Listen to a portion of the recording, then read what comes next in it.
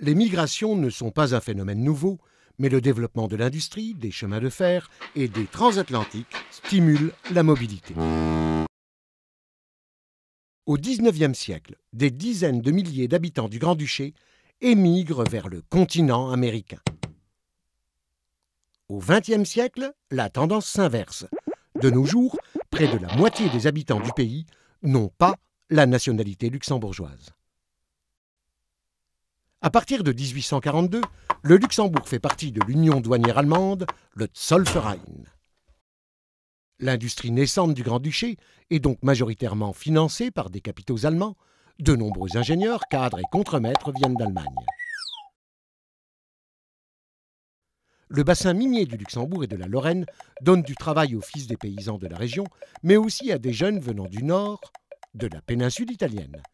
La majeure partie d'entre eux sont célibataires et vivent dans des quartiers appelés encore aujourd'hui Italien. Tous ne travaillent pas dans les mines, certains ont des cafés ou des petits commerces. Si dans les premières décennies, beaucoup de mineurs et d'ouvriers italiens quittent leur village natal pour une vie meilleure, d'autres, opposés au régime de Mussolini, partent dans les années 20 et 30 pour des raisons politiques. En cas de bonne conjoncture, l'immigration est un moteur. En temps de crise, elle est une soupape. Ainsi, dans les années 30, l'Arbed licencie un nombre important d'Italiens célibataires qui doivent rentrer dans l'Italie de Mussolini qu'ils avaient préféré quitter. Dans les années 30, de nombreux juifs, opposants politiques et intellectuels, quittent l'Allemagne où Hitler a accédé au pouvoir en 1933. Certains d'entre eux s'installent pour quelque temps au Luxembourg.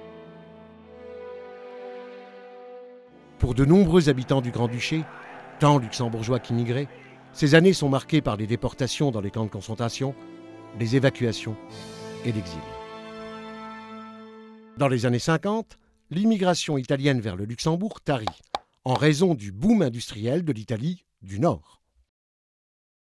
Dès le milieu des années 60, des ouvriers portugais s'installent au Luxembourg, rejoints par leurs familles, en vertu d'un accord signé entre les deux gouvernements. Les guerres des Balkans dans les années 90, les révolutions et les guerres civiles dans d'autres régions du monde font venir de nombreux demandeurs d'asile dont l'afflux provoque quelques remous. Ce sont des raisons plus pacifiques qui incitent une force de travail importante à s'établir au Luxembourg. Les institutions européennes, le secteur bancaire et tertiaire, l'université et les hôpitaux ont largement recours à des collaborateurs non luxembourgeois. 44% de l'emploi au Luxembourg est assuré par les frontaliers qui chaque jour viennent travailler au Luxembourg depuis les pays limitrophes.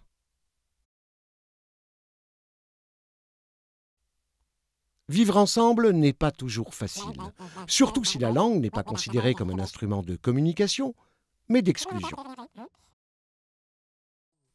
Pourtant, un certain modus vivendi s'est établi, mélangeant langue et culture.